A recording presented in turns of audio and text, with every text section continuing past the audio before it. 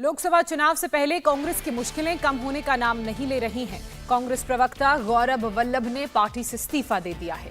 और गौरव वल्लभ ने कांग्रेस अध्यक्ष को चिट्ठी लिखकर कई आरोप लगाए हैं। गौरव वल्लभ ने कहा है कि कांग्रेस दिशाहीन होकर आगे बढ़ रही है और राम मंदिर पर पार्टी का रुख गलत रहा है।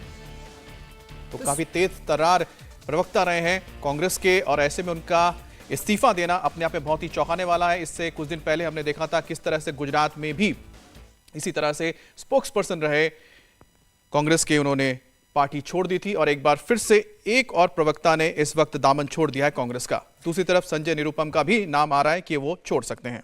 विजयलक्ष्मी हमारी सहयोगी इस वक्त हमारे साथ जुड़ चुकी हैं। विजयलक्ष्मी, जिस तरीके से कांग्रेस में इस्तीफों का दौर है वो साफ बता रहा है कि नाराजगी पार्टी के अंदर है, और जो कारण दिया जा रहा है, अगर हम आज की ही बात कर लें, गौरव वल्लभ ने कारण बताया कि राम मंदिर पर पार्टी का जो स्टैंड रहा, रुख रहा, और साथ ही कांग्रेस किस तरह से दिशाहीन हो चुकी है, तो ये नाराजगी को दर्शाता है।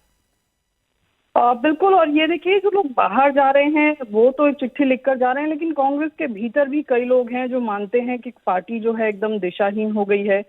यहाँ पर गौरव वल्लभ ने जिस तरह से कहा कि एक खास धर्म विशेष के ही हिमायती होने का भ्रामक संदेश कांग्रेस की नीतियों से जा रहा है। इसके अलावा आर्थिक मामलों पर उन्होंने कहा कि हम वेल्थ क्रिएटर्स को नीचा दिखाने की एक तरीके से कांग्रेस की रणनीति जो है वो देखने में आ रही है, जो आर्थिक नजरिए से ठीक नहीं है। तो गौरव वल्लभ ने जातीय जनगणना का एक तरीके से विरोध किया। जब उन्होंने अपना रेजिग्नेशन लेटर दिया, उसमें कहा है कि ये समाज को बांटने का काम करेगा। और जिस तरह से अडानी अंबानी पर राहुल गांधी लगातार हमले करते हैं, उस पर भी उन्होंने कहा है कि वेल्थ क्रिएटर्स को इस तरह से क्रिटिसाइज करने से जो है इकोनॉमिकली जो है बहुत ज्यादा फायदा नहीं होता है। तो इन्हीं दो चीजों को लेकर के उन्होंने अपनी चिट्ठी में लिखा है। आर्थिक मामलों का खास जिक्र उनकी इस रेजिग्नेशन लेटर में दिखता है। कांग्रेस के लिए जरूर ये एक चिंता का सबब है कि जिस तरह से चुनावों के अभी पहला फेज इलेक्शन का होना है, उससे पहले हम देख रहे हैं एक के बाद एक, चाहे संजय निरुपम हो या फिर गौरव वल्लभ हो, जो कांग्रेस पार्टी की आवाज रहे, वो कांग्रेस को छोड़कर जा रहे हैं। एक चीज बताइए, क्योंकि जो नाम लगातार आ रहे हैं, चाहे पहले हमने रोहन गुप्ता को देखा, उसके बाद हम गौरव को देख रहे हैं, ये प्रवक्ता रहे हैं और बहुत तीखा वार करते थे बीजेपी के ऊपर। आखिरकार ऐसे लोग अगर कहीं ना कहीं उल्टी दिशा में जा रहे हैं तो पार्टी के अंदर कोई बातचीत तो हो रही है, कोई मंथन तो हो रहा होगा, आखिरकार हो क्या रहा है, क्या रिएक्शन आ रहा है पार्टी के अंदर से?